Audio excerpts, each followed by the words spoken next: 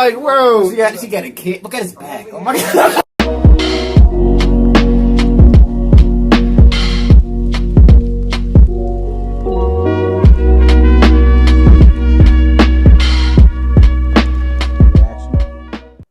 What's up, y'all? Welcome back to another reaction. This is Perisky TV.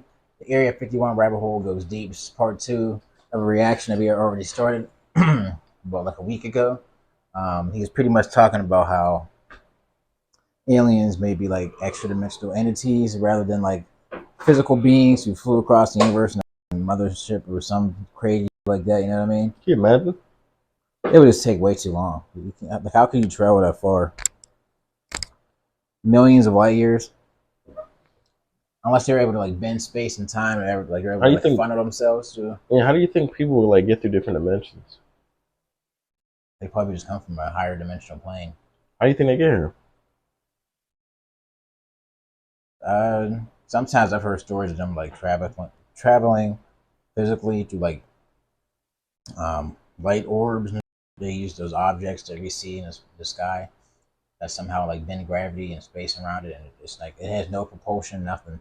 It just literally moves the gravity in front of it and it pushes it. So there's like, that's why it doesn't have like, you see those videos of it getting chased by a jet or something. A jet will have a sonic boom. You'll never see a UFO with a sonic boom because it's not cutting through the air. It's in front of the air. You know what I mean? It's a lot of wild. It's a lot of wild. Apparently we had that technology since the 50s. So who knows? We'll probably do reactions to Dr. Stephen Greer at some point. He kind of goes into like the whole synopsis of what that may be. You know, whether or not you believe aliens are real, or whether or not you believe the United States government has been mingling with that technology since the like 30s. Man, who knows? But we want to hop right back into this reaction. I think the second part, he's going to kind of like talk about the occult and how that kind of relates to how we see aliens now, you know. But hit that like button, subscribe, and share. We'll right in. By the military-industrial complex. This information was gathered by Jeremy Corbell and Richard Dolan during a deathbed confession being made by a former Q-clearance CIA agent who went by the pseudonym Agent Cooper. Nixon's inquiries allegedly led to the former president making veiled threats towards the CIA and NSA. He was repeatedly denied any information, and one night, while inebriated, he received a report again denying his request. In a fit of rage, he called the director of the CIA into the Oval Office and demanded to know why the commander of all armed forces couldn't be told about U.S. military assets being developed or tested at Area 51, regardless of their origins. The story goes that the CIA director told Nixon some things are best left alone, and he didn't have a need to know about anything happening at Area 51. Henry Kissinger, national security advisor for Nixon, was sleeping at the time of this exchange, but was woke by a phone call and told Nixon wanted him in the Oval Office ASAP. When Kissinger arrived, he found a very angry Nixon and an oddly disinterested CIA director in the Oval Office. The CIA director said he didn't understand why Kissinger was there, as it wouldn't change his mind. Nixon, ignoring the CIA director's comment, asked Kissinger how the USSR would react if the USA would perform an above-ground test of the largest strategic nuclear weapon that the US had in their arsenal near the old atomic test sites in Nevada, say just over Groom Lake, in the next hour. Apparently, Nixon was given a partial briefing and a warning, which then deterred him from ever pursuing knowledge about Area 51 again. The military's activities at Groom Lake and in the 90,000 surrounding acres remained extremely secretive until 1989, when Bob Lazar began leaking information about his work at S4, a site within Area 51, including his claim that experiments were being done to try to reverse engineer 9 different recovered UFOs. Even with major worldwide media coverage of Bob Lazar's claims, the military still denied that Area 51 existed, denied Bob's story, and seemed to have gone quite out of their way to deperson him, allegedly deleting his school and work records from existence. As I was researching and writing for this video, in particular, the bit about the 90,000 acre land grab, its ensuing congressional hearing, and the Air Force official's comment about an authority that supersedes the United States government struck me as one of those slip of the mask moments, a sign that the grand conspiracy, or whatever you may call it, of a secret government controlling things from behind the curtain, pulling strings, using the trillions trillions and trillions of taxpayer dollars to do as they wish with it. According to Edward Snowden, all the way back in 2012, by his estimate, the yearly US black budget, or money allocated to secret military operations, was over $50 billion per year, which is nearly $140 million per day. You can bet if that was an accurate figure, it's a lot more than that today. At least triple, if not quadruple, as inflation and taxes rise and wealth is transferred upwards at a greater pace than man has ever seen. So, where is all that money going? The congressman can't get a straight answer about what gives the military the right to take 90,000 acres of land. If the presidents are ready to wage war on the site and are still somehow deterred, what hope do the people have of ever knowing what's going on?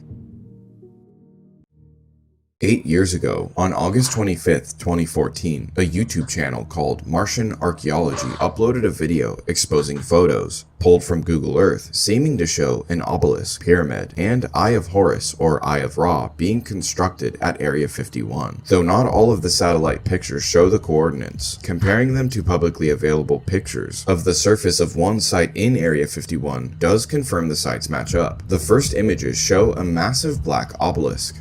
The obelisk belongs to the early Egyptian creation story and represent the pillar that lifts the Ben stone out of the primordial water. Obelisks were usually placed side by side at temple entrances to represent the portal between the physical and non-physical universe, and later in the religious concepts as the entrance between the body and soul. The earliest obelisks were known as Ben stones. They were rough-hewn and truncated, but they were tipped off by the pyramid shape, which distinguishes obelisks from other monumental columns. The spirit of the sun god was supposed to enter the stones at certain periods, and on those occasions, human sacrifices were offered to it. One user on Reddit said, "The tower is actually a high-fidelity radar array that can track hummingbird-sized objects," but he spelled array wrong, so I don't know. He also claimed, "The pyramid-like structure is a special weapons bunker. It is an advanced Air Force base after all. The Eye of Horus is actually a maintenance building. The Eye of Horus and the Eye of Ra hold different meanings, but we constantly see the Eye of Providence, which is usually depicted like this, with a triangle surrounding it across all forms of media, money, and seems to be a very important symbol to those in control." A few Redditors were tossing around the idea that this precursor was a mixture of occultism and hard science between Aleister Crowley and one of his very talented and committed proteges, Jet Propulsion Labs founder and the father of modern rocketry, Jack Parsons. Aleister Crowley was an English occultist, philosopher, ceremonial magician, poet, painter, novelist, and mountaineer. He founded the religion of Thelema, identifying himself as the prophet entrusted with guiding humanity into the Aeon of Horus. In the early 20th century, he developed occult philosophies and practiced sex magic. Infamously, he and his followers referred to him as the Beast 666. The British tabloids called him the wickedest man in the world. In Egypt, on a trip around the world, he and his wife Rose took mind-altering drugs, such as ether, and she told him the god Horus wanted to talk to him. He subsequently dictated what became the Book of the Law, the founding text of his Church of Thelema, which he believed was communicated through him by a superhuman being. In 1912, Crowley met the leader of the Ordo Templi Orientis, Order of the Temple of the East, or OTO, and soon controlled it. He started an abbey in Sicily, where his followers put his teachings into practice. Crowley became infamous during this time, as multiple people passed away on the grounds, and his wife told tabloids they were drinking blood. In January 1939, Jack Parsons, famed rocketry engineer and founder of both Jet Propulsion's laboratory and the Aerojet Engineering Corporation, was first introduced to OTO. Parsons would often jump ahead and perform rituals higher than his grade, quickly becoming Crowley's favored protege, and was believed by Crowley to have a real, natural gift for occult magic.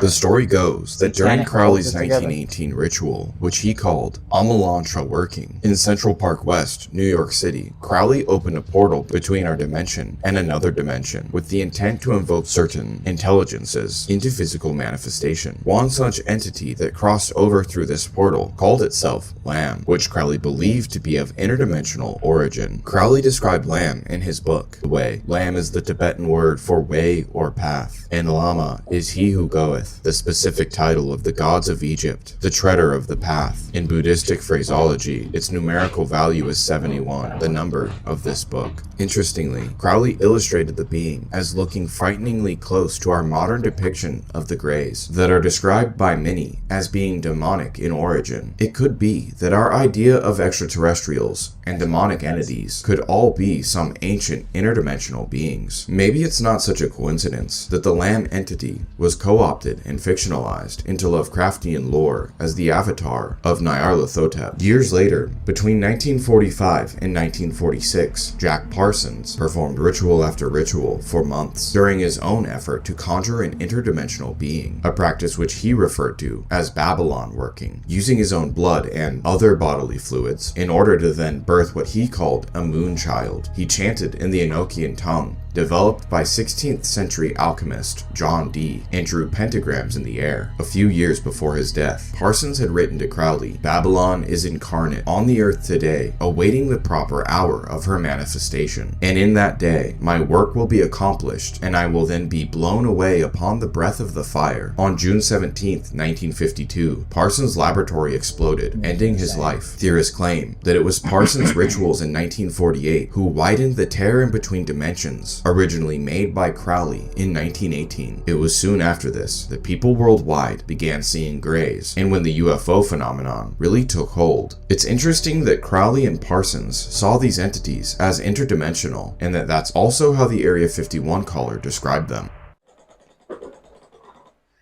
Yeah, that's crazy, man.